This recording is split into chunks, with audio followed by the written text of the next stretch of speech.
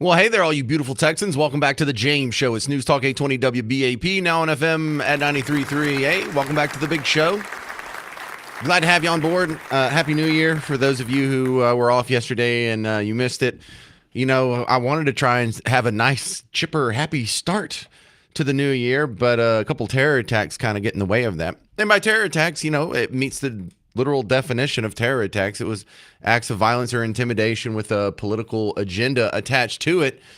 And so with my first guest, David Hamilton, welcome back. I know this isn't a great reason to have you on, but you're a good guy to talk to in such times. I mean, this meets the definition of terrorism. Am I wrong, David?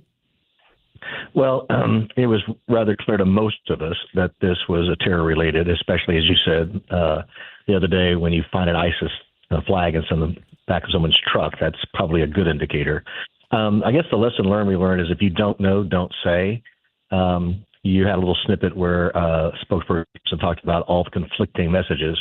And it's just really clear the FBI doesn't take over investigations where there's a bombing or something like that, or a mass murder, unless it is a terrorist attack. So when the agent in charge said that it wasn't, that just didn't make any sense at all. And I would encourage them not to, if they don't know, to just not say anything until they do know. Well, and that's the reason why it's gotten so much criticism is she so definitively, she didn't say we haven't confirmed whatever she said. This is not a terrorist event. Yeah, so really? The guy with the ISIS flag coming out of the back of his truck, she knew that at the time he said it. She knew he was of Middle Eastern descent. She knew that all the things that any normal person would say, oh, yeah, it's probably a terror attack. But still, she just goes out there and lies to your face. But one has to ask about the motivations. What would drive this? You know, if you do any profiling at all, even whether it's a criminal or a leader, what drives them to say that? So there's some motivation, and I can't quite understand it or articulate it, but something drives some of our leaders to want to not make these cases, which seem to be readily apparently to be a terrorist attack, to not be. And I think part of the after action review that doesn't need to be done is what motivated her to say that in that situation when the common sense person would say, no, this is clearly terrorism. Right. And well, there's some built-in incentive there born on the people whose job it is to keep us safe to not admit they did something wrong when they didn't keep us safe. So I don't know. It just feels really dishonest, the whole thing. And then you look at what's going on in Las Vegas, and you know, if this guy did this, you know, explosion and self-immolated, you know, probably killed himself before the truck went up. If he did it in front of Trump Tower to have a political message attached to it, again, that meets the definition of terrorism. Yeah. Now, I actually believe that this probably is a military veteran suicide. And I don't really believe, based on what we know now, that the two are connected. They're just unfortunately correlated. But absolutely, you don't blow yourself up in front of a Trump facility in a Tesla at this time in our political situation unless you're trying to send a message. So clearly he was sending a message. I think it's going to be interesting to find out if this was in some form of a protest against our Afghanistan withdrawal and how that was botched by the most recent administration. Now, that would be interesting because we did have the active duty airman self-immolate last year, you know, yelling "Free Palestine" while he burned to death. So we have seen sort of the suicide activism from an active military member. It's just been for a different cause. Different cause. Yeah, this gentleman, 19 years, stellar service, Green Beret. No indications. Doesn't appear that he was, weaponized in some way by jihadist mentality. So it is possible. Again, if you don't know, don't say. We can speculate. At least say you're speculating if you don't know. And I would not be surprised if this had to do with something to do with the hardships that he endured while he was there, the loss, and maybe feeling that the sacrifice that we made over there was wasted. Well, that would be interesting because that would almost be like a right-wing message. You know, most of the terrorism you see is somehow connected to Team Blue constituencies. And I know at America's Future Series, you guys are supposed to be nonpartisan. But David Hamilton, there are some weird connections here. They were both Army veterans. I mean, he was active duty, but there's the Army connection. They both spent some time at Fort Bragg, and I think they were there at the same time in like 2009 or something. weird like that. They both rented We trucks. may find that they knew each other. Right. We may find that out. We don't know. But I wouldn't characterize it as being blue or red. If someone who experienced the Afghanistan war and lost friends and both Afghans and Americans, and they were upset about how we botched that withdrawal and did this as a political response. I have a lot of friends who feel like their sacrifice and their friends' sacrifices were wasted. I, of course, tell them that they weren't. For 20 years, that region was safe. It was not exporting terrorism. Women and minorities lived much better lives. We projected power. So people need to not think that that Afghan experience was a complete waste. It wasn't. A lot of good was done. But I know a lot of veterans don't agree with that, and they feel very bad about it. Well, the botch withdrawal was a Biden thing. Why would you go blow yourself up in front of Trump Tower? Yeah, that part doesn't make any sense at all. But maybe, if you want to get attention, this got attention. All right, David Hamilton, is there going to be more attacks? There will absolutely be more attacks. Unless we get rid of all trucks and rental trucks, et cetera. I guess we have to ban those too, right? Right. We need to get a truck registration, maybe background checks, close the truck show loophole. Yeah. So this is a mental health and also a political issue. People are being sort of agitated and triggered a great deal because of all the negativity in our social media, and that's part of the thing. But we have to do a better job taking care of people mentally. We have to come together as a nation better. We can't sow discord and make everything partisan. We'd like to say at the America's Future series that the single existential threat we face is partisanship. If we can't figure out a way to get along together, we can't solve the really big ticket problems, and we will spend all of our time doing the work of our enemies, which is tearing each other apart. All right. When do you have next events coming up for America's Future series? Planning one. Be on the lookout in March or April. Hoping to have Governor Abbott here. Look at our website to keep updated on that. That is americasfutureseries.com, and we'll be raising money for worthy military causes. And we're should be at South by Southwest with our Dual Use Technology Summit on March 7th. Sounds good. Thank you very much, David Hamilton, America's Future series. All right, I'm going to ask you some of the same questions I just asked David. We knew yesterday the New Orleans mass killer is a Muslim terrorist. As we learn more on the Las Vegas truck bomber, the question is, are they connected? Because there's a lot of coincidences. They both use trucks. They both use electric vehicles. They both use the same app to rent the trucks. They both have Army experience at Fort Bragg. And I don't know, did they act alone? Do you think they're connected? Do you think both of them acted alone? And will there be more attacks? Call me 800-288-9227 800-288-9227. I'll answer those questions next on the James Show. I'm James Parker. It's News Talk 820 WBAP, now on FM at 93.3.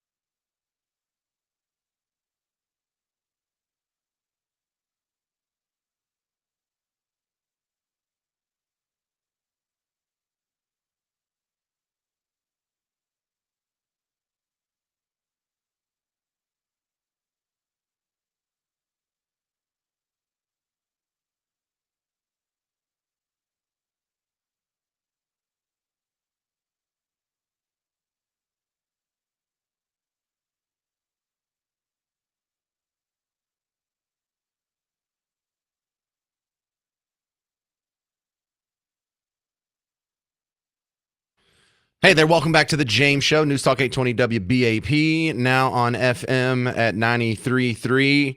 We have a little bit of new information on the New Orleans terror suspect, a lot of new information on the one that happened in Las Vegas, both of those yesterday. Just a great start to the new year's 2 terror attacks coming at you. How fun! And let's go through some of the new stuff that we learned about the guy in Las Vegas. We know his name. Matthew Livelsberger is his reported name, which is, I've never heard of anyone named Livelsberger, but you know, if you want to throw some stereotypes in there, Berger, I guess he's German or of German descent somewhere. So there's no, it doesn't carry the same suspicions with it as the other guy's name with the Shamsuddin Jabbar. You have to suspect, well, that guy sounds like he's of Middle Eastern descent and therefore quite likely to be of Muslim heritage and very well might be connected to his motivation. Can't make the same thing here. Some weird parts about this story, like details that I don't even know why they're there. He drove in from Colorado.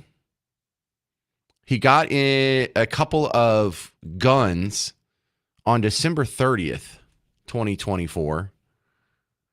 He went and parked in front of the Trump building in Las Vegas, set up his truck to explode, and then shot himself in the head. We think he shot himself in the head before the truck exploded. Okay, so also packed in the truck a bunch of weird stuff. Gasoline. Fireworks. And when I say fireworks, they're described as the mortars and military guys, not like the real mortars, you know, like clear, the ones that you buy at you probably bought some earlier this week at the fireworks stand that you put in the tube. Had a bunch of those. When you see the video, and you should probably limit how many of these videos you watch. You're going to make yourself neurotic. You see a bunch of, dare I say, pretty little colorful explosions around it. There's the initial explosion, and I think that sent some of the fireworks in different directions. And I use the term pretty, but I mean, there were fireworks. You could tell it wasn't just a regular old bomb. There was fireworks in there. Both of these guys served in Afghanistan.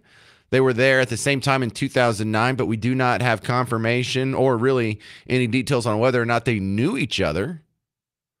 Both of these guys were also at Fort Bragg. I believe they said they were there at the same time, but I know they both had crossed through there because Matthew Livelsberger is still in the military and just reached some ranking. I don't know what the rankings are. Eagle Scout, I don't know. But the guys that know these things sound like it's a pretty prestigious position and something that you wouldn't take lightly, something you have to work hard to get to, something that a lifer would dream about doing. And so he's like a captain or something in the special forces. But I really don't know what his motive is. You heard David Hamilton from America's Future series say this could be him trying to send a message about the botched withdrawal in Afghanistan. But that was a Joe Biden mistake. Why would you go blow yourself up in front of the Trump place? I went and me and a bunch of other internet sleuths right before the show. And when we found out this guy's name in the press conference, almost immediately the ninjas online found his girlfriend's Facebook page, and we all got to go through that. There's a bunch of anti-Trump posts and pro-Obama posts and pro-Biden posts, and it's nothing bloodthirsty, bomb-making, weather underground level of politicization, politicized.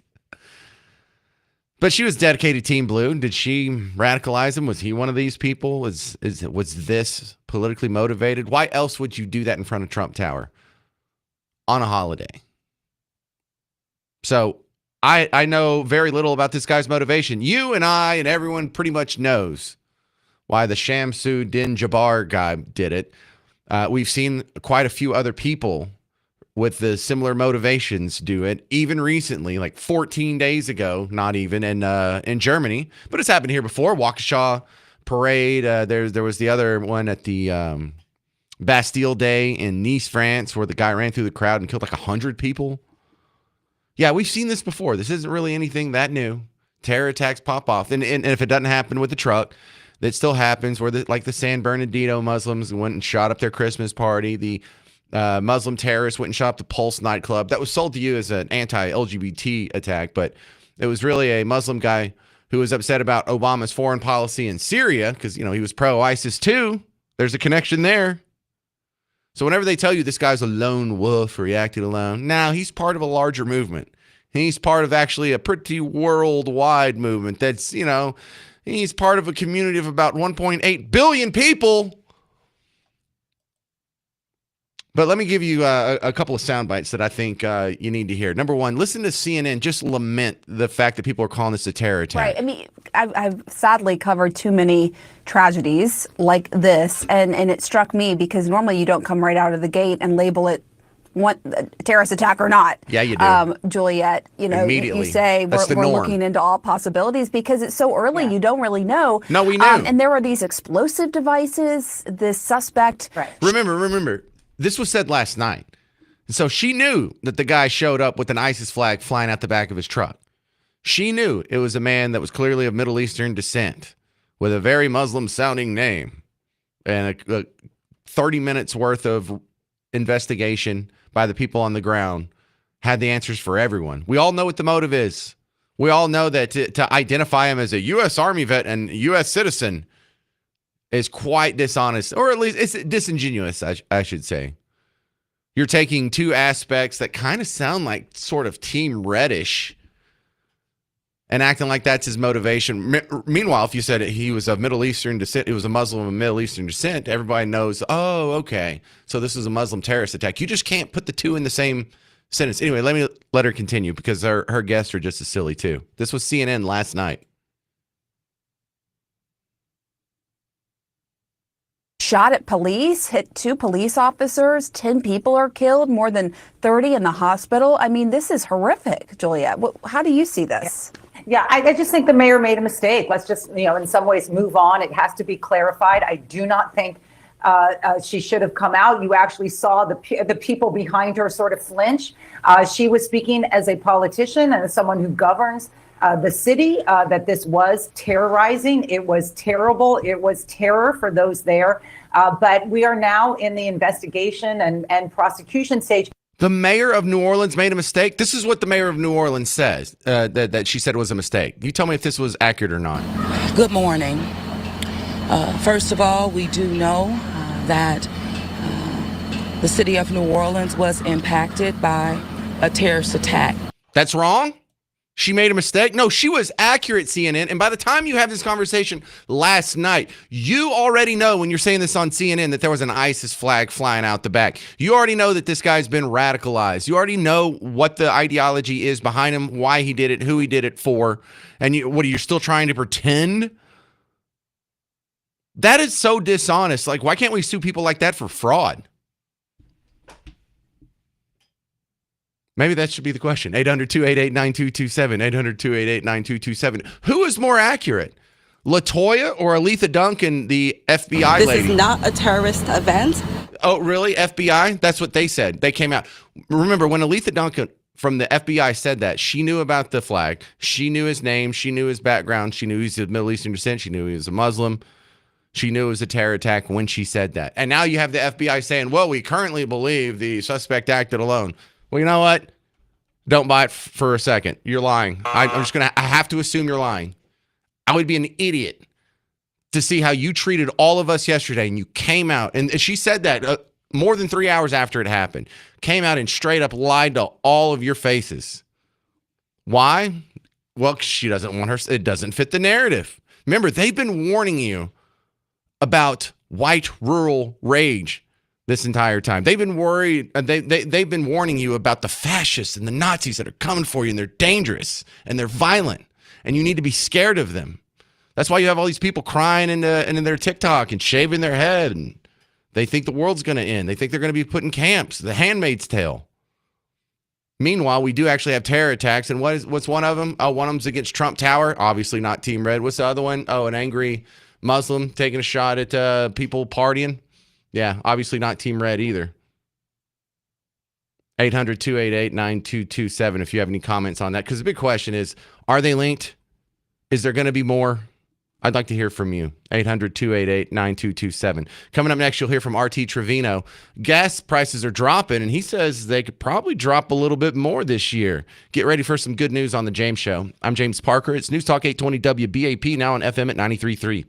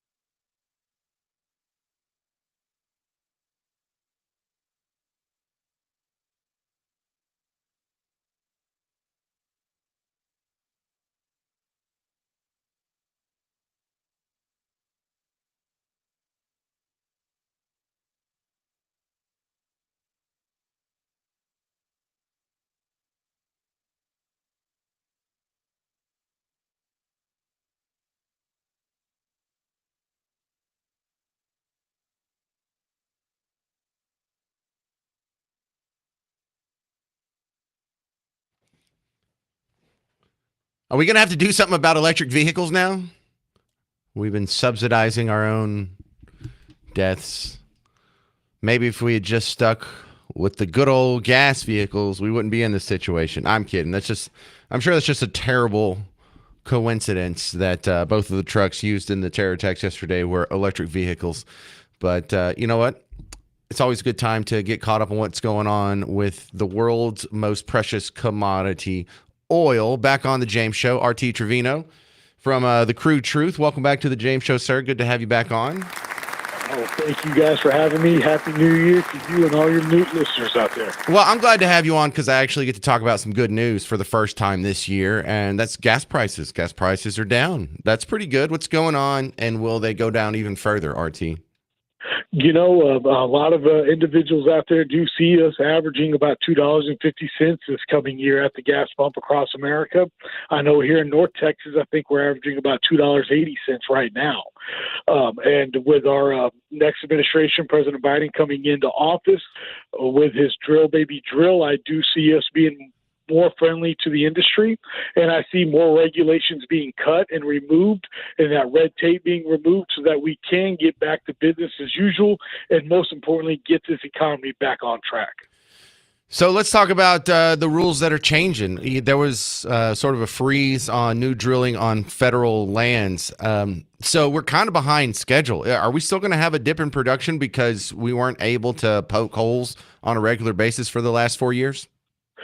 Well, you know, we don't have a necessarily dip in production. What we have is a dip in new drilling and new production. We have only continued to make record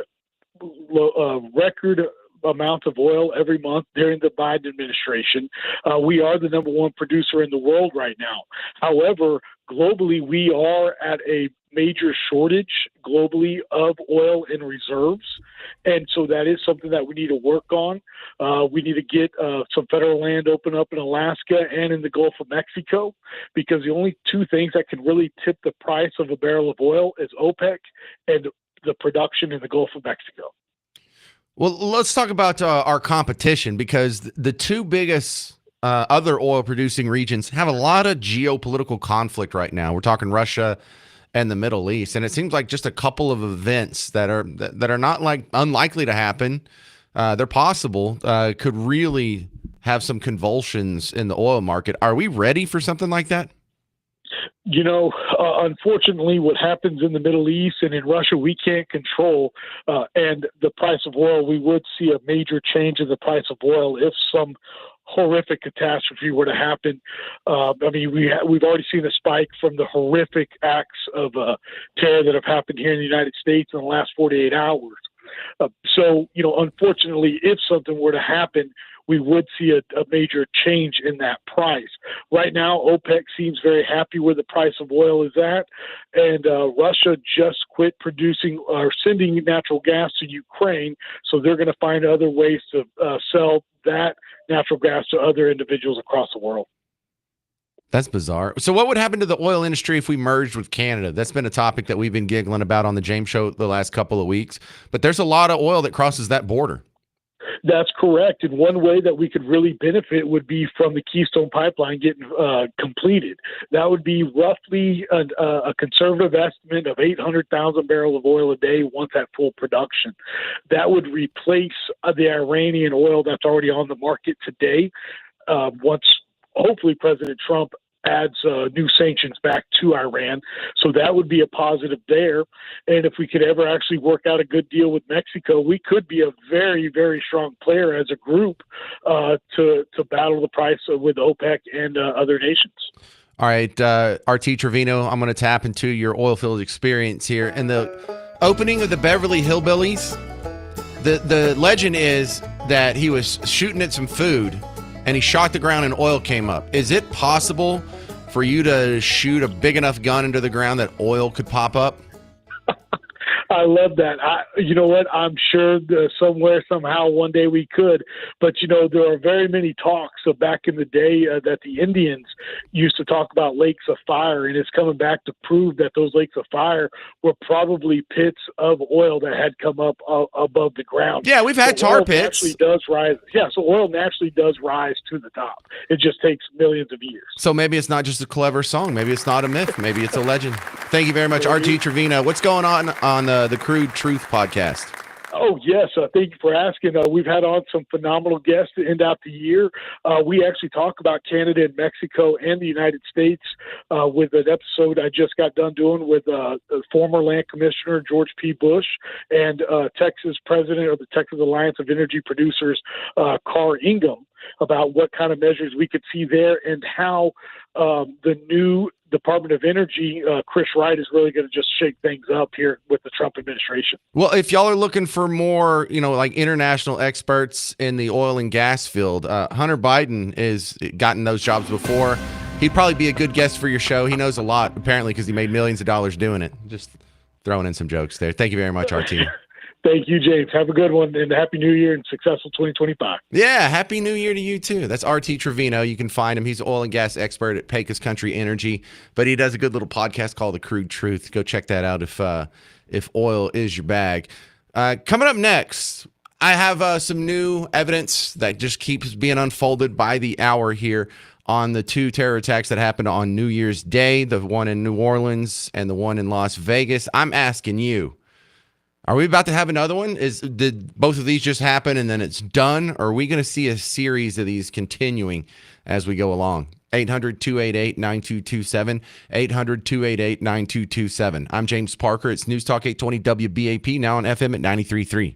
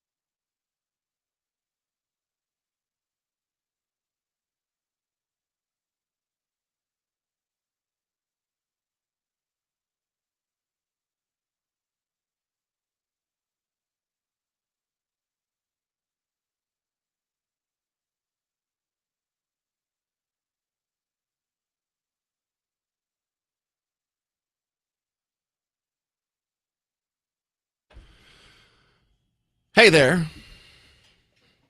Welcome to the James Show, News Talk 820 WBAP, now on FM at 93.3. Happy New Year, sort of. A couple of terror attacks have the headlines looking ugly. I was pretty optimistic about 2025 until about, 6 hours into it. Things didn't look so cool after that. Will there be more? Jay in Las Colinas, you're on WBAP. What do you think? I know there's going to be more. There's a lady I've been listening to for 5 years, Julie Green, Ministry International. She's a prophetess, hasn't missed in 5 years. And man, I've been looking for a good prophet. What's her name? Julie Green, Ministry International. Julie Green. JGMinternational.org. And she said not only are more attacks planned, but our government hates us so much they have literally paid these people to come in here and attack us. But God is going to protect his children, and everything they have planned for us is going to turn on them and destroy them. All these criminal rhinos and Democrats are going to be exposed and removed. All the billionaires that are doing evil to us, all the sex trafficking is going to be exposed, and the world's eyes are going to be open to the evil that's gone on for centuries. What else has she predicted correctly? Like one that blew my mind. She said, God said Poseidon's going to be in the news, but I don't know why. The next week, the largest Triton Russian sub went down carrying the largest ICBM torpedoes, which are called Poseidon. But there's so many more. Wow. She said that the Statue of Liberty, which is ISIS, it's a sex statue, will be brought down very soon. The Washington Monument, which is a phallus, and most of the monuments in Washington will be brought down. The only one that may remain standing is the Lincoln, because it's the only one that doesn't have satanic or Masonic or evil signage and symbols hidden in it. Well, look, man, she posts every prophecy online, so there's nowhere for her to hide. I've seen thousands of them. See, that's one of the reasons why the QAnon stuff caught on so well with the segment of society, is because whoever that dude is, whoever was pretending to be that guy, he actually made some predictions that came true. He predicted, there's going to be the largest pedophile ring of the elites is going to get busted. And then Jeffrey Epstein got arrested a couple months later. And so, while some of these conspiracy theories can definitely go down a rabbit hole and fall off the edge of reality, a lot of them are based on some kernel of truth out there. I'll check out Julie Green. I've been looking for a good prophet. I was kind of hoping on her website. She's got them all listed there. So, like I said, she can't hide from what she said. All right. Well, and look, some of that's easily dismissed as, oh, really? You predicted another terror attack? That's brilliant. Of course, there's going to be another one. That's like predicting another New Year's Eve is coming. That's like predicting the Cowboys aren't going to win the Super Bowl. Oh, that one kind of hurt, didn't it? Joe Biden came out and gave a statement at the White House after the terror attacks in New Orleans and Las Vegas. I had Garrett pause it, and it's just a coincidence that he's going to cough here. But let's listen to some of this. This is your president.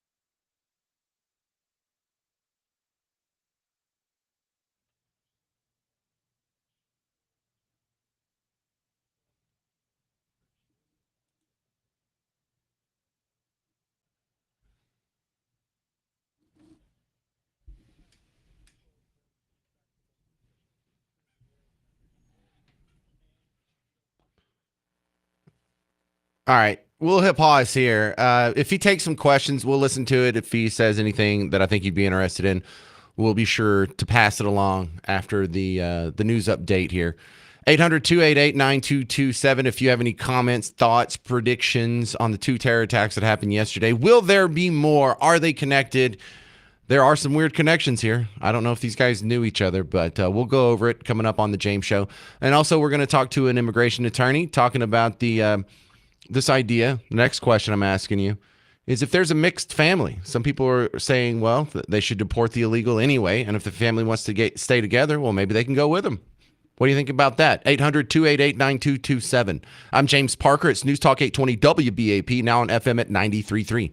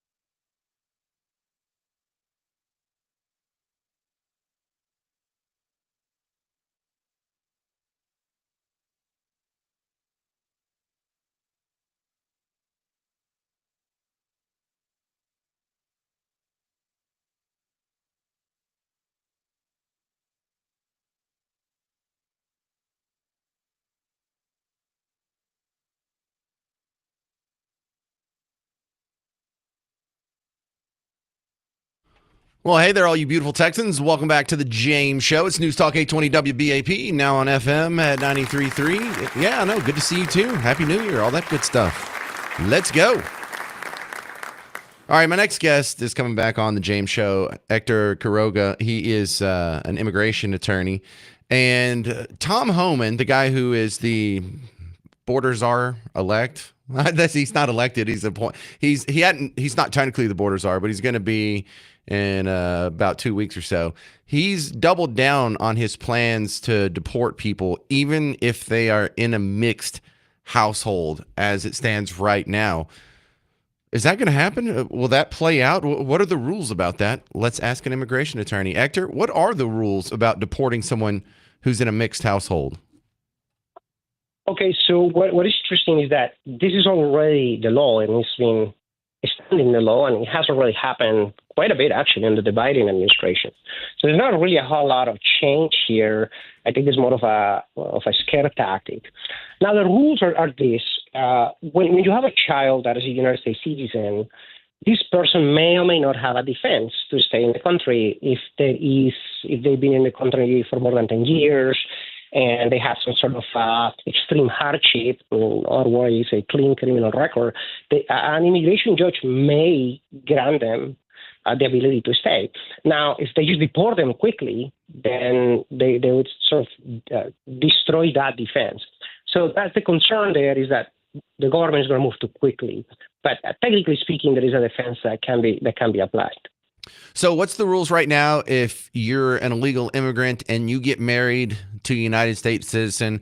There's no kids. You're just a happy couple living together. Right. Do you have any defense against getting deported, or are you still open season for ICE?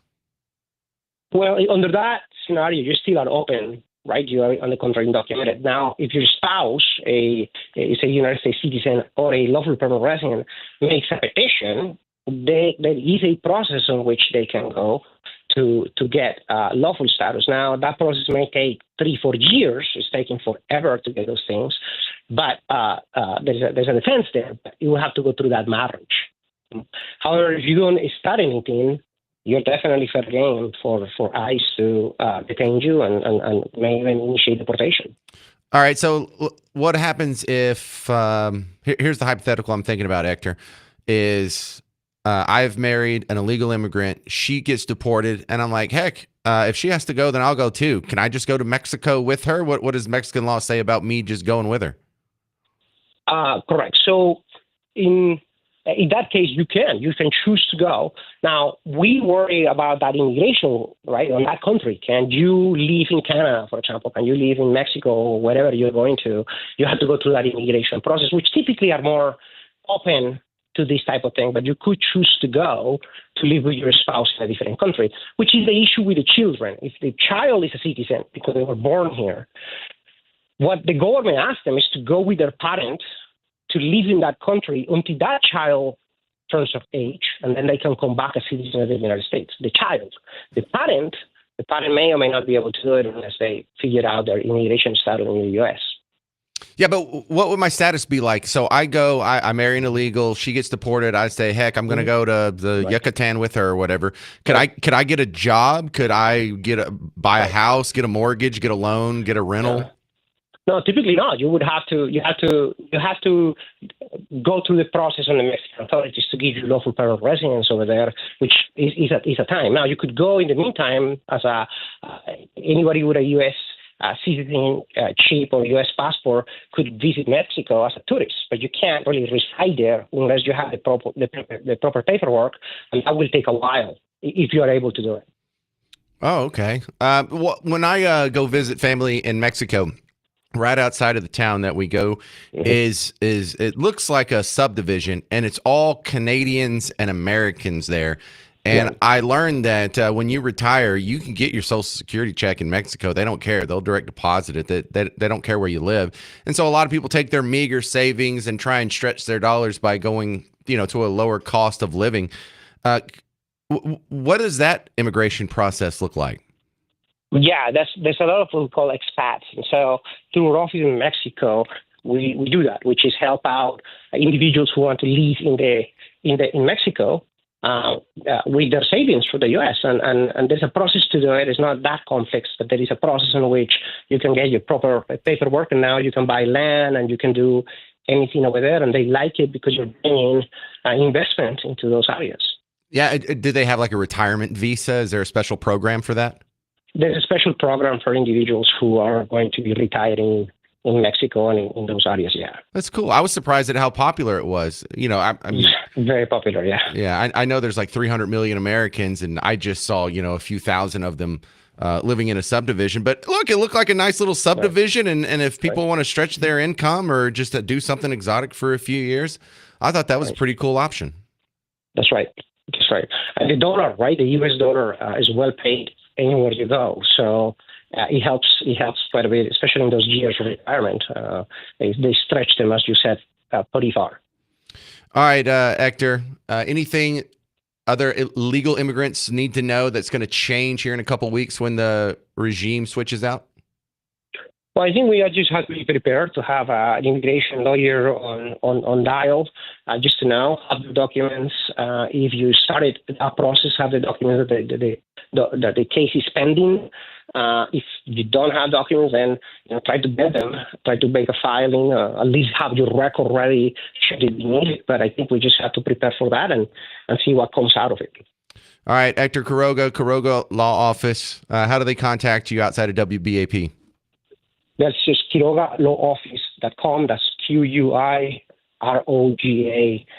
lawoffice.com. That's our website. Thank you very much. Thank you. Yeah, I have a feeling we're going to be talking to immigration attorneys on a regular basis for the rest of 2025. What do you think? Now, my next story is one of these little murder mysteries. If you like watching Discovery ID or Law and Order or Cold Case or whatever, you're going to like this next segment. There's a woman in Fort Worth who shot and killed her husband. Is it murder? Well, you'll have to hear the details. It could be self-defense. Stick around. You'll find out in about 4 minutes on The James Show.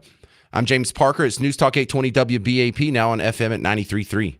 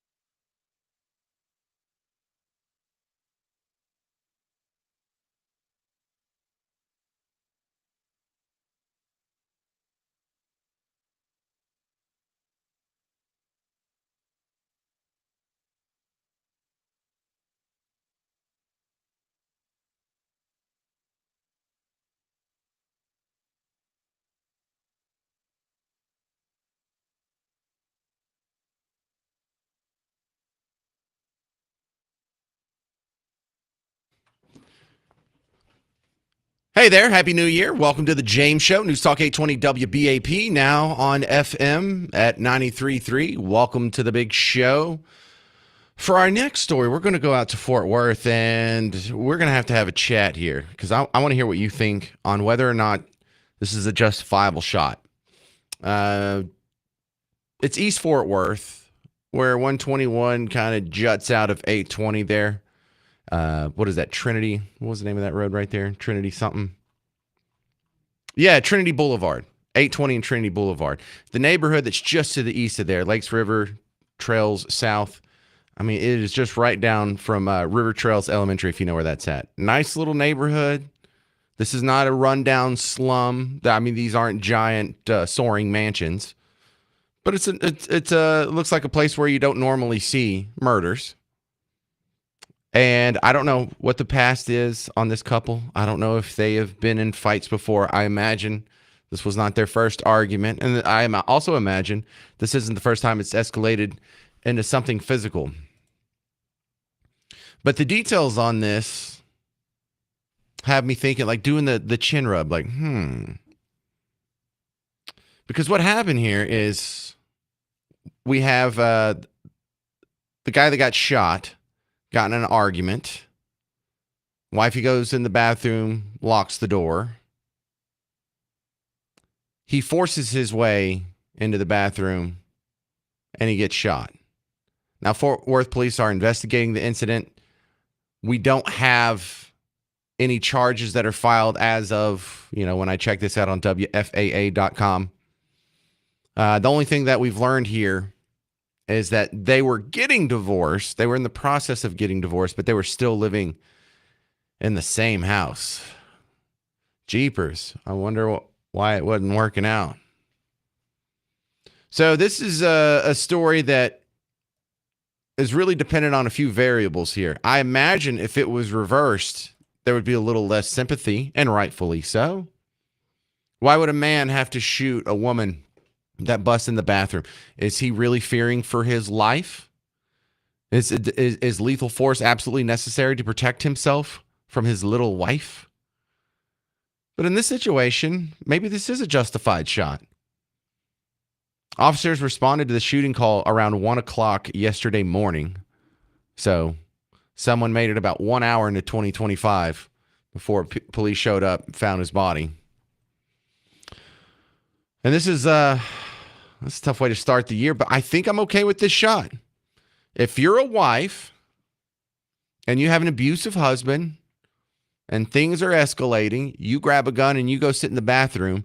Now, why would she do that if she hadn't been hit before? Why would she do that if she had never experienced any level of abuse? Now, I still think that it's a justifiable shot, even if she had never experienced a history of violence from this guy. Because, the forcible entry, the impending divorce, God knows the threats that this guy was verbally saying to her. I think this one's all right. I think if you're a woman and you lock yourself in the bathroom and you're a estranged husband, technically husband, but they're in the process of getting a divorce, physically overcomes the barrier that you've put between them, take a shot. I think I'm okay with that. Now, there's another lesson here. And that what happens if this woman doesn't have a gun? What happens if this woman follows the ethos of so many people in the media who thinks guns are scary and we've got to get guns out of the community and we've got to get rid of our love affair with guns, and guns are bad and you shouldn't have one in the home, and if you do have one in the home, it needs to be unloaded, dismantled in 8 different places behind lock and key. If there was a gun safe that had a combo, would this woman still be alive? If she had to have this gun disassembled with the bullets in a different room, like they've had rules like that in Chicago and D.C. I think most of that got overturned with the Heller decision. Would she still be alive, or would she be the dead one? Would police be coming to pick up her body? Now, we don't know the answer to that. This is all hypothetical, but let this stand as a testament that the great equalizer in the disparity between the genders, and yes, there is one, the great equalizer is always going to be guns. Do you want a 115-pound woman to be able to defend herself against a 200-pound man or not? If the answer is yes, then you're pro-gun. That's how you do it. You don't do it with strong words. You don't do it with pepper spray. You don't do it with a whistle. You don't do it by getting out your phone and calling 911. Ladies, if you think that your life is under threat, if you don't want to end up on the wrong end of that police call, you probably need to get a gun. If you have made some mistakes in the men that you have chosen in your life to associate yourself with, some of them turned out to be not so nice, some of them turned out to be violent, you might want to get yourself a gun. If you want the headline to read, man dies after being shot by his estranged wife, and not wife dies after being strangled by her estranged husband, you might want to get yourself a gun. Now, this is a situation that also isn't fitting the narrative, or else this is a really compelling story. This is a really important story for people to see.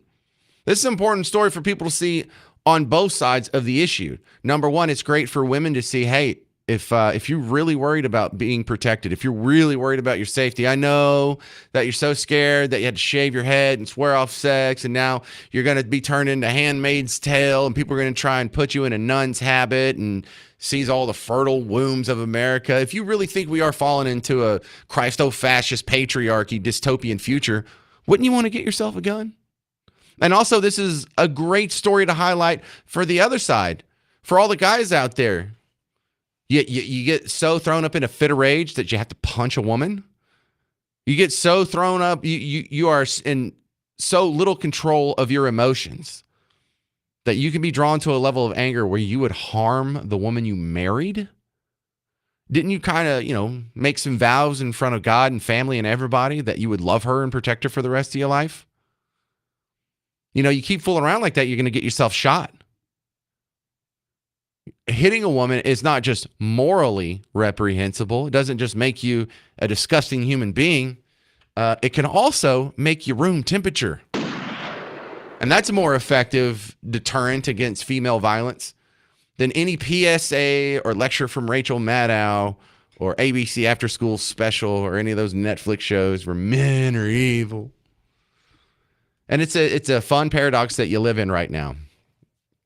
You have the same people that are saying men are evil. We have a problem with toxic masculinity. Violence against women is going unchecked, and it's encouraged and even celebrated by the powers that be. Team Red just got in there. They hate women. There's a war on women. They're misogynists. Grab them by the pee. The Hollywood Access tapes. All the abuses that Brett Kavanaugh did and Pete Hegseth did and Donald Trump raped E. Jean Carroll and all that good stuff. Well, why wouldn't you want these ladies to have a gun? Why wouldn't you be encouraging female gun ownership? If you really thought that was the lay of the land in America in 2025 now, oh, that feels good to say, you would start a charity that would buy handguns for underprivileged women, for women in low-income communities. If that's really how you thought, if you really thought that we're all just a bunch of bloodthirsty, foaming in the mouth, rabid Team Red, MAGA hat wearing women abusers, wouldn't you be supportive of the tool, the only tool that allows you to fight back, that allows you some semblance of actual physical equality? No. Not redoing Ghostbusters as women. That's not women empowerment. Smith & Wesson Bodyguard is female empowerment. You understand that? Having a man dress up as a woman and do boxing in the Olympics is not female empowerment.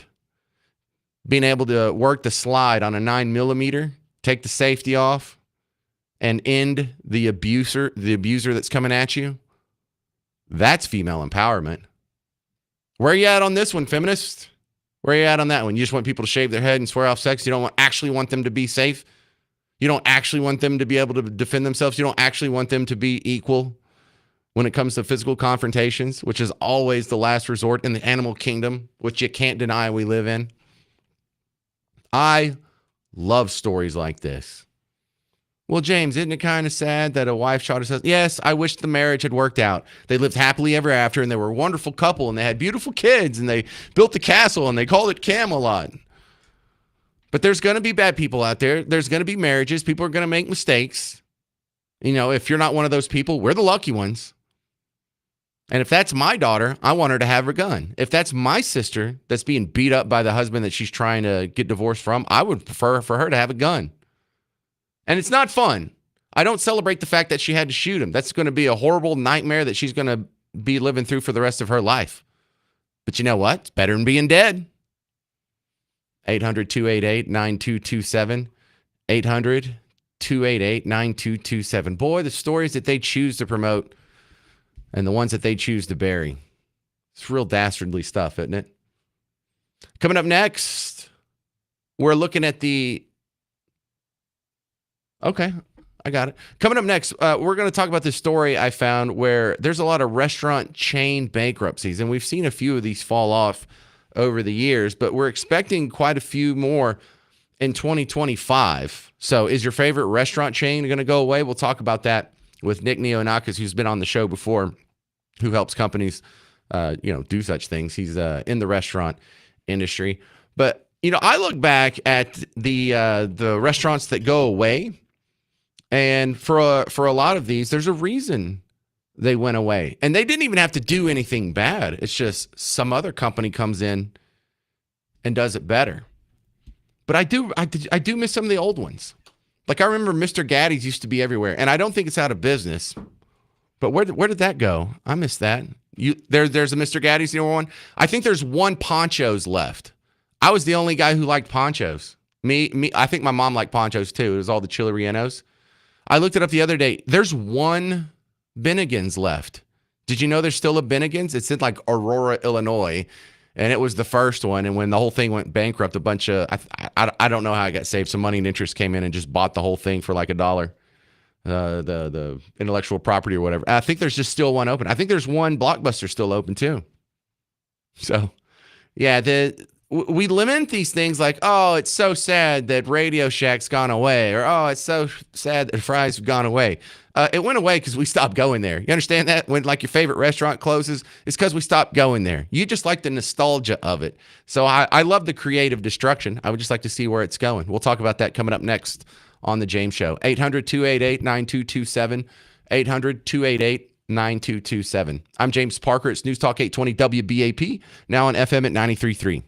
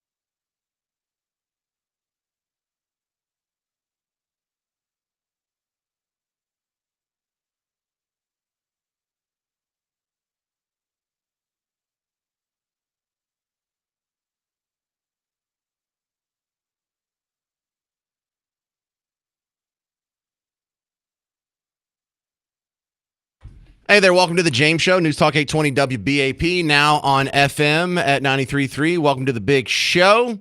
Well, 2025, some restaurants are going to go away. And I know that's something that happens every year. But, this level of creative destruction is just something that's a part of the business evolutionary cycle. And we were sort of lamenting some of the restaurants that have gone by the wayside. Who was that said, was that on Twitter? Someone said that they miss El Chico too. Hang on a second. El Chico's still around. They're only down to 13 locations. I had to look it up because we used to have El Chico's in my hometown in Bug Tussle. I think we had 2, and we don't have any now. So it's really receded from its zenith, but I think we still have a few left. My next guest, though, he's an expert on franchises. He's a franchise consultant. Nick Neonakis is coming back on the James Show. Welcome back. Happy New Year. And let's talk about some of the... Thank you. Studio's happy to see you, Nick. Let's talk about some of the restaurant chains that are going away. You bet. Well, Happy New Year, James, and thanks to all your great listeners.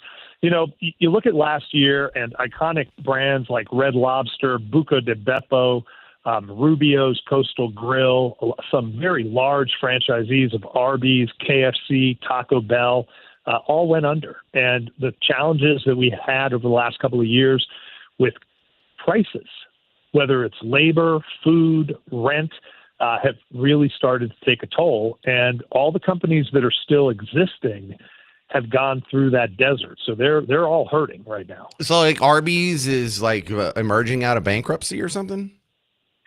No, it's franchisees. Okay. Okay. You think of some of these very large, like hundreds of units that have gone under. And it's very challenging. Yeah. Not Arby's parent. Large franchisees. I've always been impressed with the companies like McDonald's and Starbucks, where it's like, bro, how many locations could you possibly support? And then they find a way to keep growing. We love our fast food, right? The United States, they say runs on Dunkin'. It really runs on fast food. And so there's always going to be a need. We got to eat 3 times a day, sometimes more. And so that's always going to be a fact of life. So as ones go out, there'll be ones that come in. And, make no mistake about it. Starbucks closes locations. McDonald's closes locations, but not in a wholesale large format fashion like a Buca de Beppo or a Red Lobster.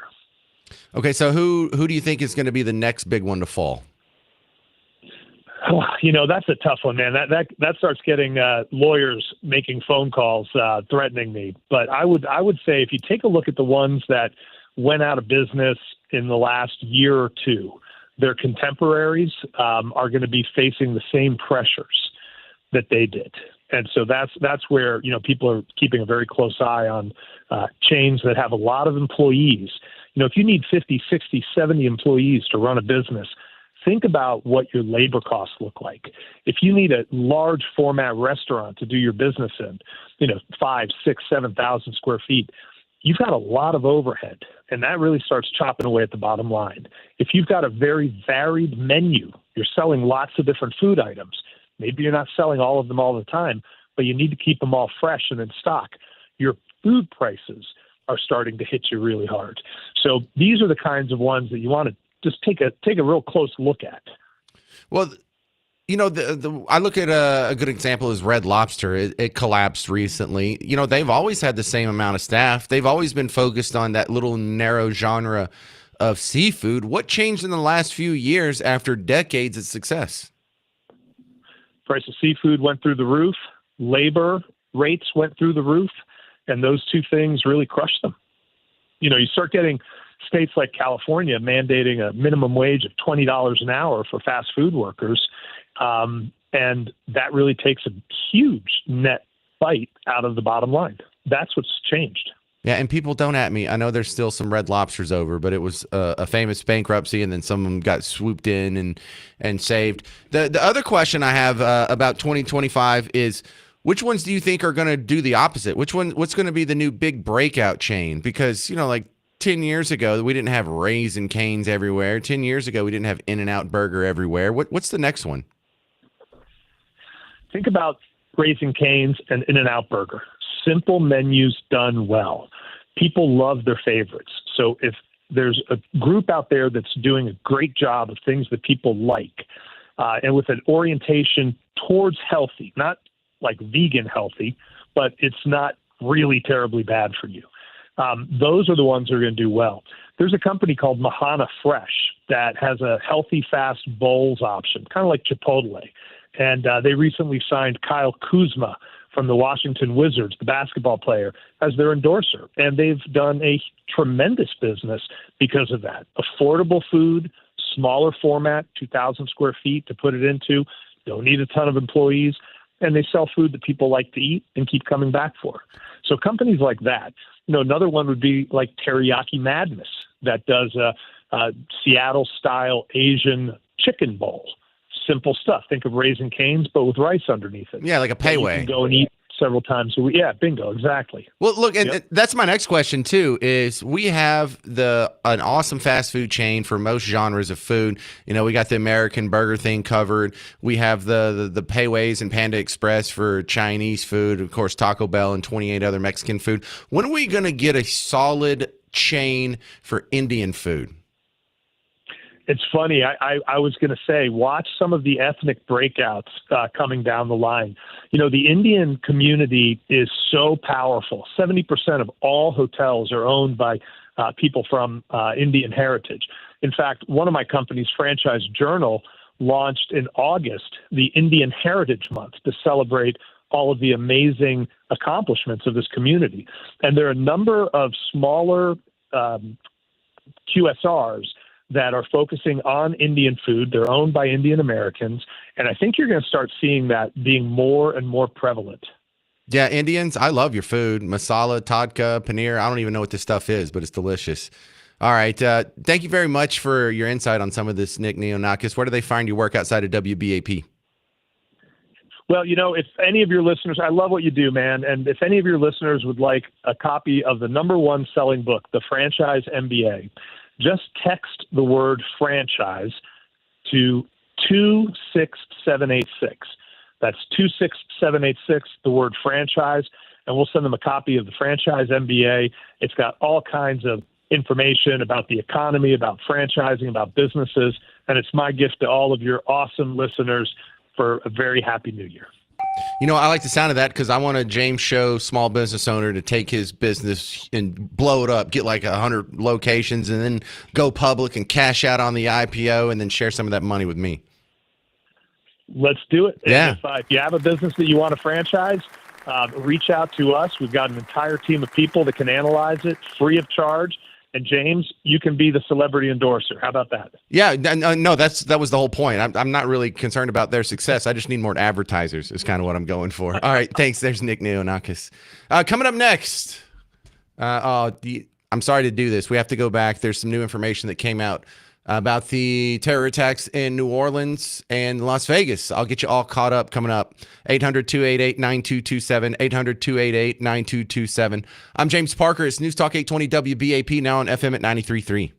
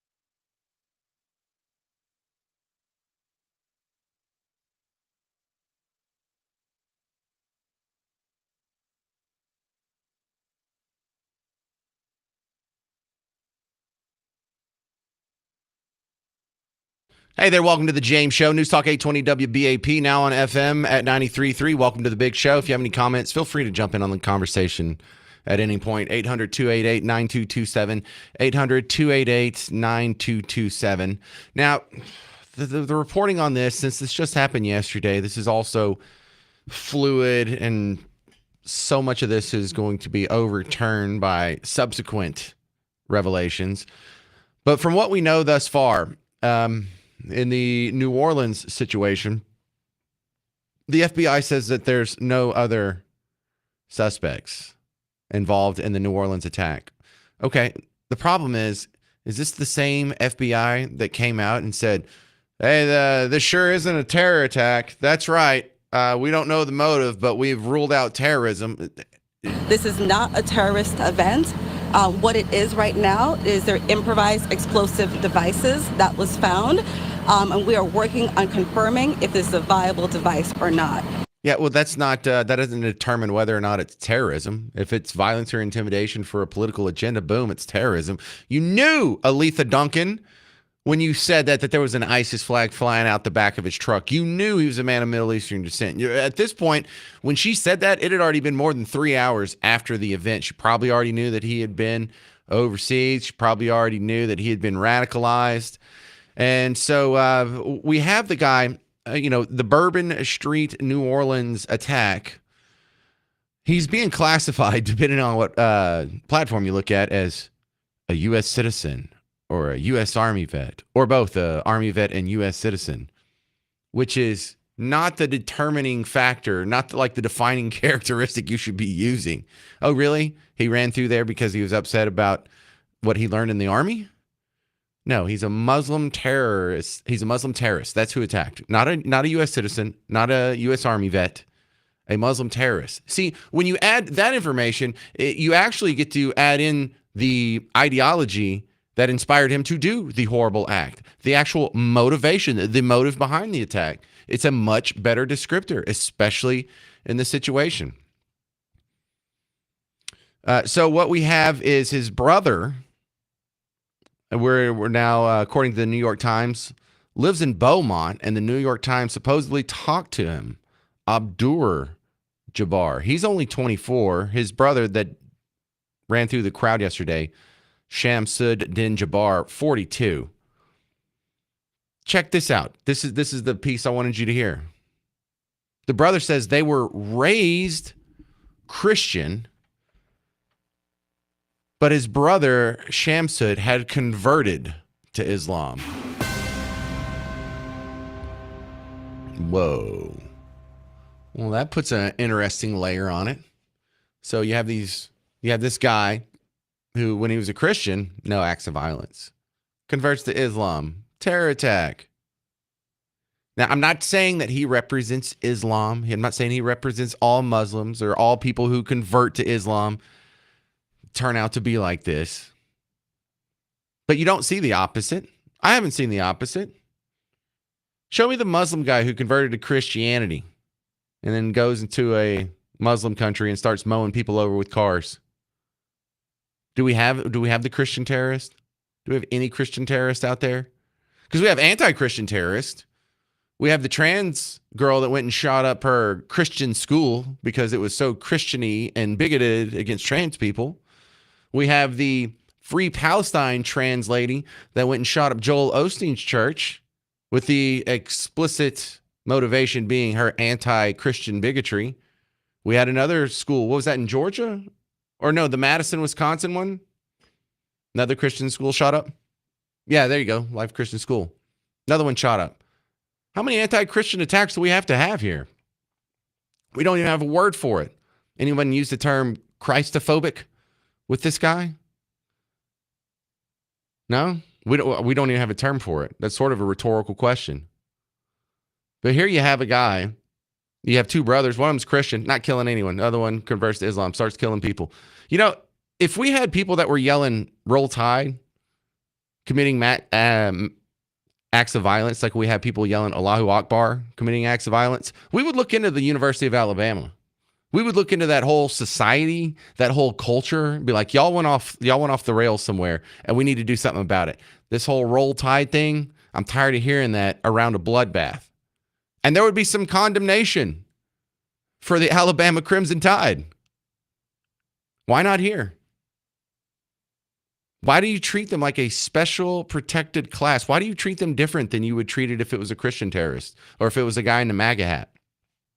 You sent 7 FBI agents to go investigate Bubba Wallace's garage pull string because someone tied the tiny little string like a noose. I mean, I guess it looked like a noose that could hang a G.I. Joe. It's like the size of your thumb. But the mere thought that there could be some bigotry from Team Red gets the biggest headlines, gets the biggest response, gets the biggest story. Here, you have the motivation. You know why he did it. You know what drove him to kill people. And you don't want to admit it. You don't want to call him that. You don't even want to say Muslim terrorist. You don't want to say he's a Muslim man. You don't want to say he's a terrorist. He's a U.S. Army veteran and a U.S. citizen? Yeah, look out for those U.S. citizens. Thanks for narrowing it down, news outlets. So we also have the fact that this guy actually had a pretty good career. He was in IT. So it's not like this is some poverty-stricken guy who's just been ground and driven underfoot by a society that hates him and has been discriminating against him. This isn't like a Mark Essex situation where the Mark Essex shooting? You might not know that one, Garrett. There's some Black Panther got up in New Orleans in like 1970, 1971, something like that. Shot a bunch of people from the top of the Howard Johnson Hotel. They had to shoot him from a helicopter. And I'm not saying I excuse it. I almost understand that. He was a guy who went off to Vietnam and then came back and was still living through the Democrat policies across the South that discriminated against black people. Yeah. I can understand why he would be a little upset. This guy, no. This guy was raised Christian, seemed to have a decent life, seemed to have a decent career. It's the version of Islam that he learned. 800-288-9227. 800-288-9227. I'm James Parker. It's News Talk 820 WBAP, now on FM at 93.3.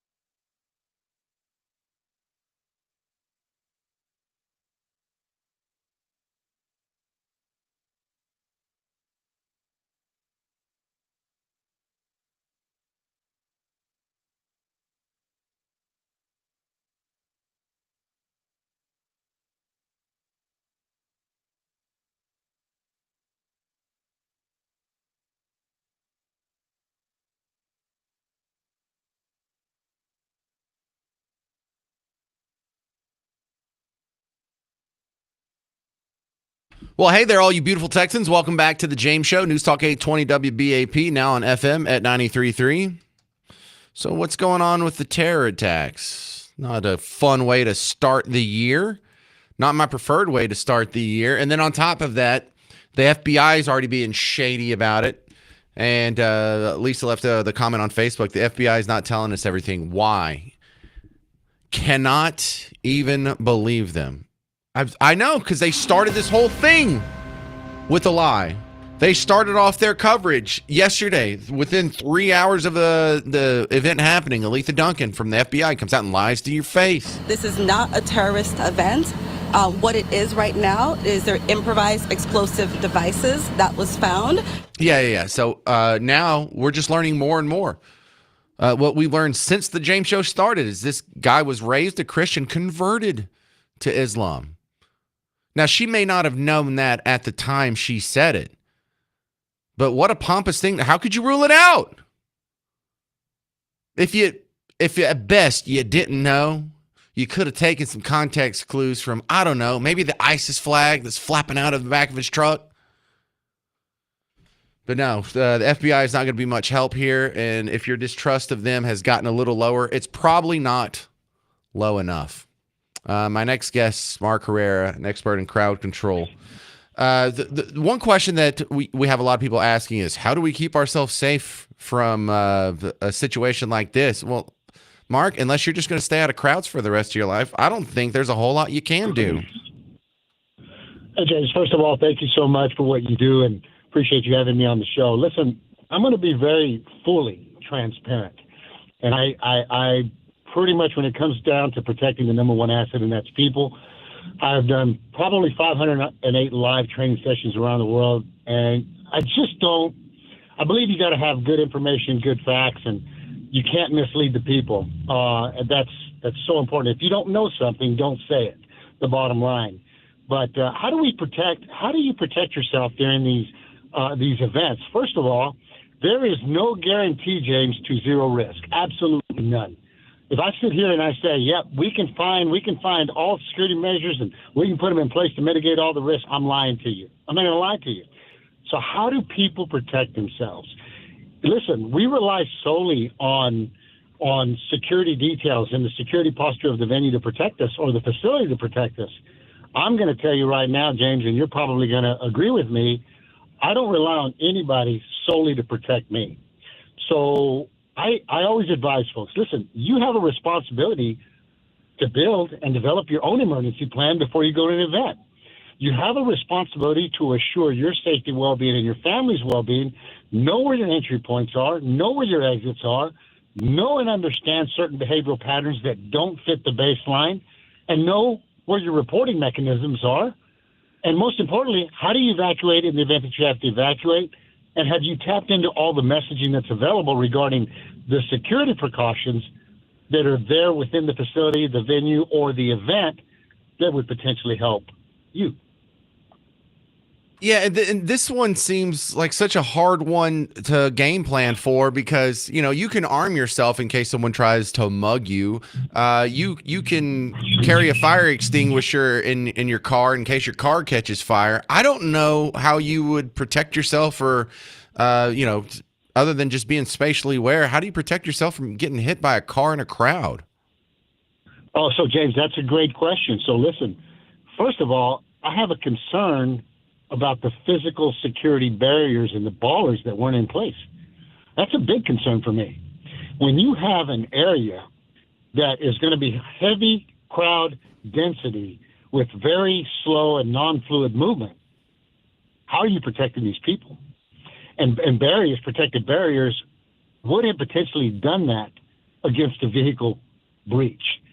So people need to be aware that when you hear the acceleration of a vehicle, listen, if your head's in the sand and you're checked out and you're not in tune with your environment, and most rely on the security posture of a facility, event, or the location, you're going to be behind the eight ball. You're going to miss the sound of an accelerated vehicle. You're going to miss the crowd surge of those that probably are in tune and maybe saw or heard something.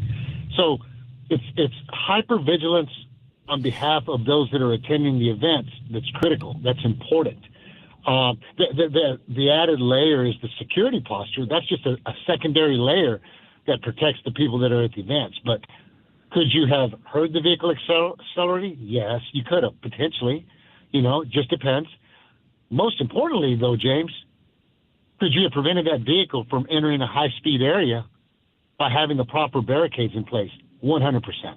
Well, I also think here's what we should do for starters. How about we pull over trucks that are flying the ISIS flag? I couldn't agree with you more. That is a concern. What's a big concern is when people get misled as well, James. Don't get out in front of the people and tell them what you think may have happened. Listen, if I don't have the facts, I'm going to tell you I don't have the information. There's an ongoing investigation. But I believe the people, you have to be fully transparent with people, with communities. You got to let them know what you know without compromising the investigation. There's so much information that you can give them. But if you don't have it, don't go out and start publicly telling folks that this is most likely or this is what happened if you don't know that happened. That's misleading, James. So I couldn't agree with you more on that. All right, Mark, you help a lot of people, venue managers, with security. Do we need to start putting up those concrete barriers in front of all, glass doors or points of entry? Listen, the difference between an outdoor area versus an indoor venue, such as a stadium, an arena, a convention center, a performing arts center, they can control those spaces a lot better. When you have open air areas, outdoor facilities or venues, they're highly porous. So you have so many access control points, so many methods to breach and enter those facilities. At a minimum, you can protect the roadway, but you still have a lot of different access control points. The answer to your question would be the facilities, many of them that I've trained in, I've done 508, they have protected barriers in place so that it protects the queue outside. So from your access control point where people are going into an event or a facility, that checkpoint right there, if it's going slow and it starts to bottleneck and people queue outside, the venues and the facilities do a really great job in trying to provide protective barriers around the heavy queue that's taking place outside without compromising the security check going inside. Right. I think of those big concrete barriers that are in front of like Best Buy and Guitar Center and the grocery store. And I just think, hey, New Orleans, maybe you want to protect Bourbon Street better than Best Buy. That's funny you said that because I was kind of thinking along the same lines. You have these retail stores that are protecting people going in the front entrance. Come on. The ideology is out there to affect mass gatherings. It's coming across to our foreign lands through social media encrypted messaging that says, hey, homegrown violent extremists, here's the best place where you can attract mass gatherings and affect them adversely, whether it's through an explosive device or a vehicle breach, especially during those times of the year where they're high-profile events. You better get on top of that and have a unified command system in place where everybody knows their roles and process and you protect the mass gatherings to the best of your ability. And to be honest with you, in my opinion, I think there was a failure. Mark Herrera, Director of Safety at the International Association of Venue Managers, thank you for your time. IAVM.org. Is that your best contact, sir? That's it, James. All right. Thank you very much. Hope we don't have to have him on soon because we always talk to him after disasters. But I have a feeling that we'll be dipping into his expertise a couple more times in 2025. Some sad stuff. More details coming up about the New Orleans terror attack. And then a few new details on the truck that blew up in Las Vegas, obviously politically motivated since it's happened in front of Trump Tower. Your thoughts, 800-288-9227. Are we going to be seeing this all year? 800-288-9227. I'm James Parker. It's News Talk 820 WBAP, now on FM at 93.3.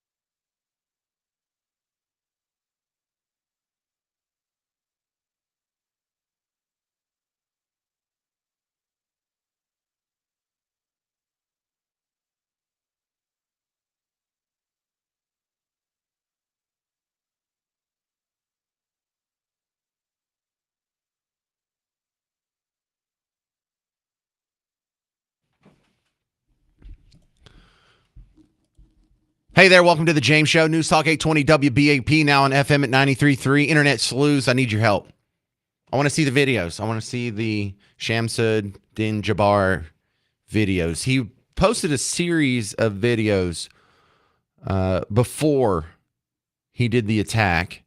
And in some of them, I see a CNN report here where they say CNN has not reviewed the videos, but they did talk to officials who have seen the videos. And this is from FBI's counterterrorism division. So as eye-rolling as the FBI has been, coming out and lying, we know it's in a terror attack. Well, here they are the next day. Okay, yeah, he is a Texas-born U.S. citizen and an Army veteran. He did serve in Afghanistan, but his life has not been so smooth. He's had a couple of divorces. He has 2 kids with the first wife and a 6-year-old with the second wife.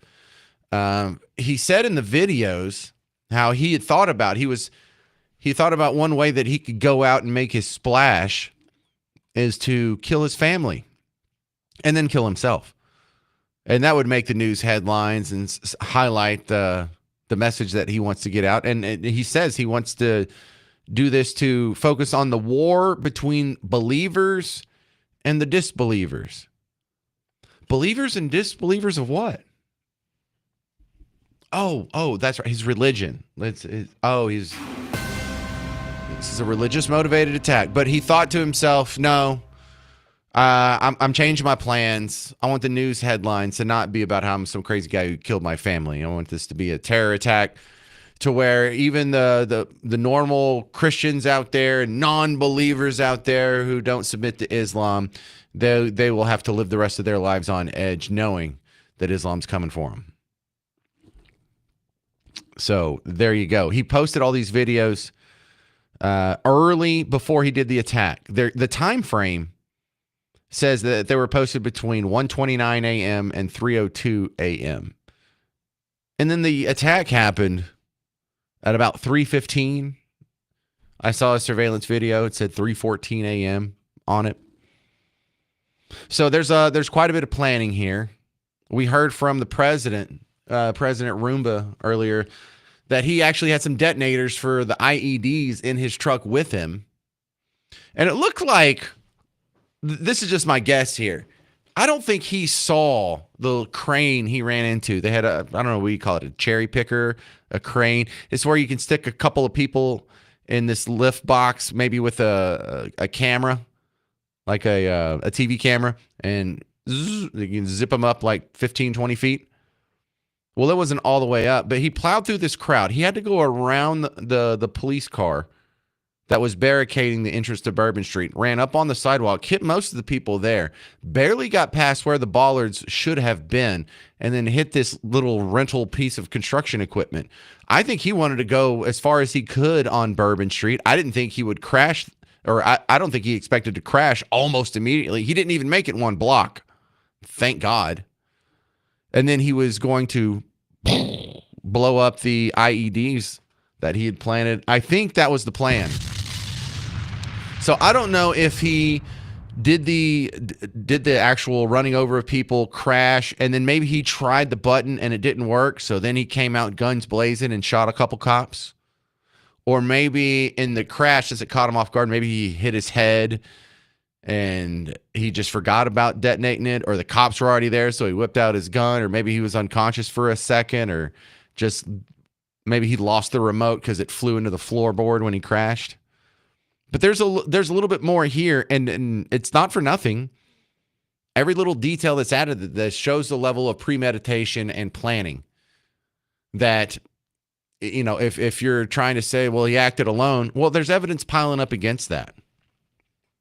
He had a good job. He was making 6 figures in IT, but these are not skills that easily lend themselves to making IEDs with remote detonators. So where did he learn to do that? Where did he get the training for that? Where did he get the materials for that? Where did he get the big red button? Did he pick that up at fries.com? Because I know the store closed over off 635. Is that what happened? Did he get it off Amazon? Did he go re-rig something from Best Buy? Did he have help? You know, the more complex it gets, the more facets you add to the story, the more likely it is, just logically speaking, that he did not do all this all on his own. Did you see where he was living in Houston? We've seen that now. It's a crummy little single wide trailer that has a privacy fence around it made out of, looks like corrugated tin. So he had himself like a little compound there, a little bunker for this time. It was pretty humble setup he had there, but also this is a guy who has 3 kids and 2 ex-wives. And I've never been divorced, but from my observation, that can be pretty expensive. That can be a drain on your monthly income. But he's also, now that we talked to the brother, we learned some things. The first wife has now been remarried. She has 2 kids with this guy, and they have prevented him from continuing to visit his kids because since he converted to Islam, the new, not baby daddy, the stepfather says he's been acting so erratic around them, they had to cut him off. So there were signs. How much of this is his conversion? Is he just an already crazy person who was looking for an ideology to seize onto that would already fit in and streamline well with his existing crazy thoughts? Or was he a pretty normal guy who had a religious conversion moment and just took it a little too far? I don't know. But if you turn on CNN or The View or most of the media, they're not even brave enough to have that conversation yet. They're too busy calling him a U.S.-born citizen and a U.S. Army vet, just over and over and over. And why do I stress that? Because they say things like, "Well, we try not to speculate at the beginning, you know, if it's a terror attack or who did it." This was CNN last night. After right. I mean, I've sadly covered too many tragedies like this, and it struck me because normally you don't come right out of the gate and label it a terrorist attack or not. Okay. Let me give you another example of what we had here. Do you remember the Times Square bomber in 2010? You may not remember it because the bomb didn't go off, but some guy had set up like a Nissan Pathfinder in Times Square, and he set up all like 500 pounds of explosives or whatever in there. And he set up the timer for it to go off. And when it was time for it to go off, it made a lot of smoke, but it didn't explode like he had hoped. And so some food cart vendors called the cops, and sure enough, they uncovered a huge bomb. Now, there was a little bit of time before we knew that there was a bomb there and we knew who did it. And let me give you, and this was just a few minutes it took for me to collect this in 2010. I made a montage of them blaming just regular old Americans, right-wing Americans, for something that turned out to be a Muslim-inspired terror attack that may have been funded by the Pakistani branch of ISIS. But this was the coverage immediately. When she says, we usually don't immediately call it terrorism or start speculating on who did it and why. And there was part of me that was hoping this was not going to be anybody with ties to any kind of Islamic country, because there are a lot of people who want to use terrorist intent to justify bigotry. I mean, he's arrested. You know, I don't want to convict him before it's time to do so. He's the guy authorities say is involved. If I had to guess 25 cents, this would be exactly that.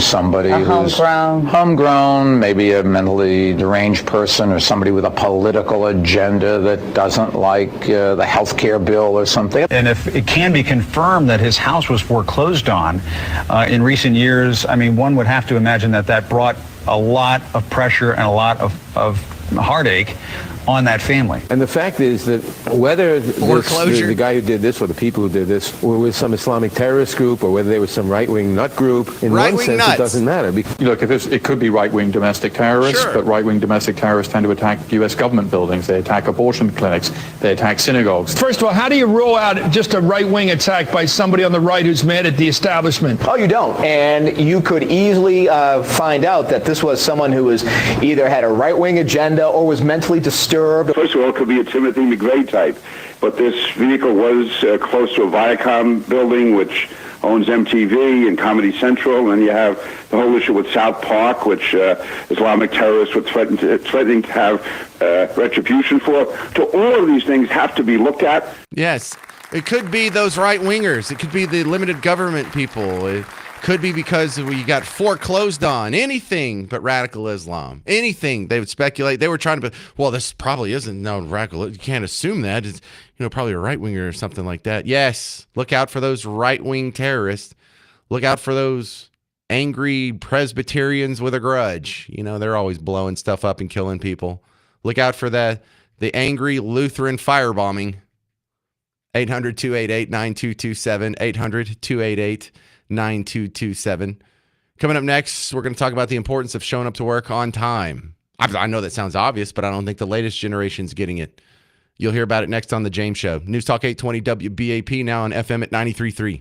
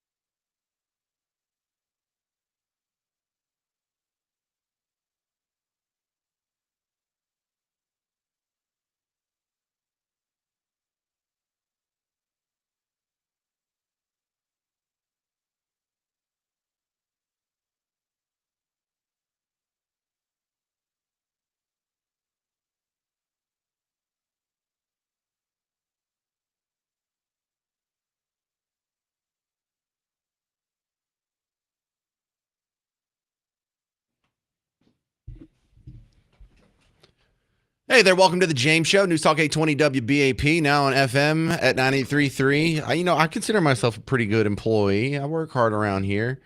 Are y'all trying to tell me something, Garrett? Because on the rundown, it says I'm supposed to talk to Julie Balke about being late to work and how it's really important to be on time to work. And, I think they may be talking about me, Julie. Welcome back to the show.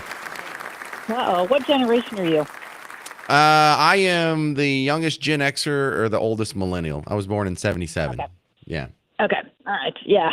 So you're, this complaint that employers are having applies specifically to Gen Z and their belief that 10 minutes late equals on time. And those of us who aren't Gen Z have a little bit of trouble with that.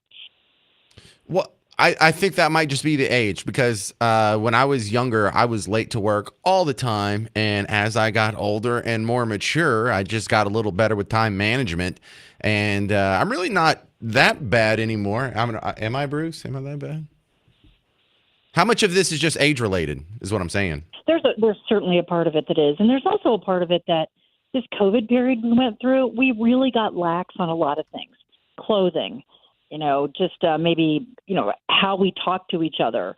And it's natural that being on time became a part of that because you'd be sitting on a Zoom call and eventually everybody would show up, which is a whole different atmosphere that if you're sitting in a conference room, 10 people are there, the 11th one isn't yet. And so part of how we learned was if we did walk in late, we got the death stare. We figured out pretty quickly that wasn't okay. And so I believe a lot of what we learn about professionalism comes from just osmosis, from being around people and seeing what works and seeing what doesn't. And then we adjust our behavior accordingly. And so Gen Z's kind of lax attitude about being on time, unfortunately, according to this study anyway, is translating over also to meeting deadlines. Not just being on time, but actually meeting deadlines. I think that's where it really starts to impact your career instead of just, we can let this one slide. Well, this isn't something that can be solved by like a company policy or some legislative reform. And this is a cultural issue. And yeah. I think this dovetails nicely with the recurring argument I have on this show that we don't take schooling seriously enough for our kids, because I broke down my kid's school schedule. Out of the out of the 41 weeks in the school year, they only go Monday through Friday the entire day, 21 of those weeks. And, it's kind of nice to have all these days off or a half day or, President's Day and all these holidays and whatnot. But I think we're teaching our kids that that's not important. Like school's not so important that you go, even if it's raining really hard, you still go to school. Yeah, and that's a part of that is too parents' insistence on getting in the middle of it. Well, wait a minute. Joey turned his paper in 3 days late. Why are you docking his grade? He was tired.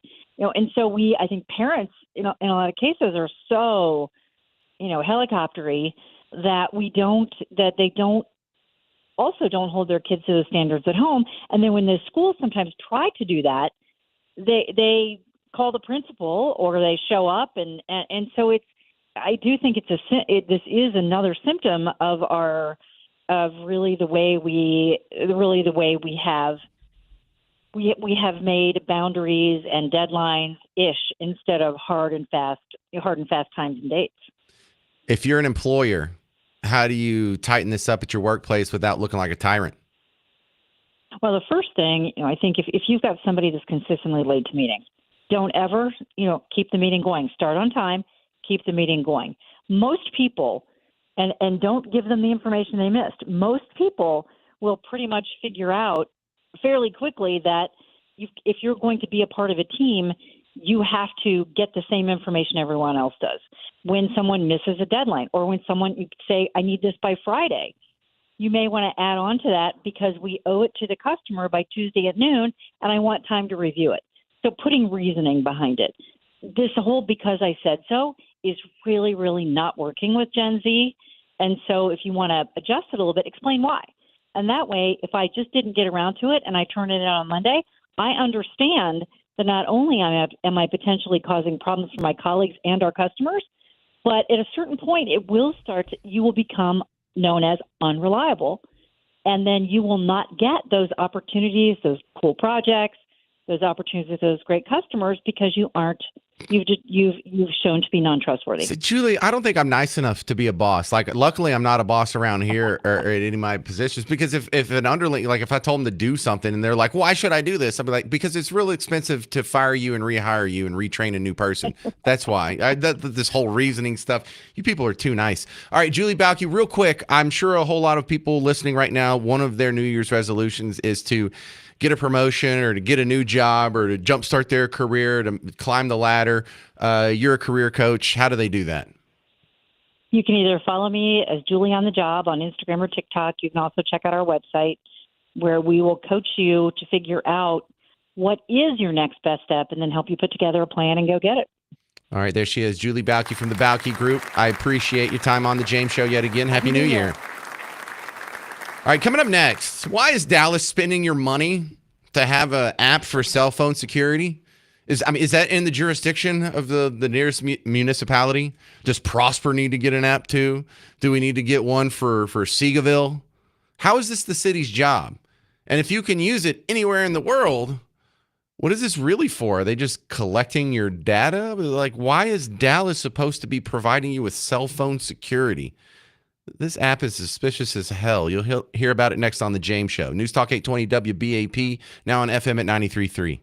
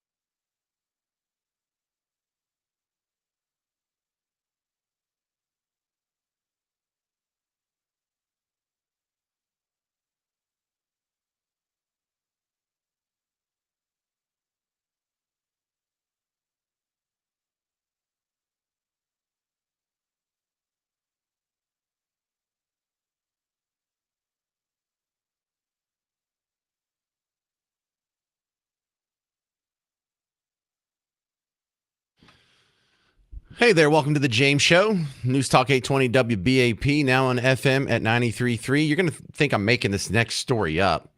But there's Dallas, the city of Dallas, spent millions of dollars to develop a free app for cell phone security.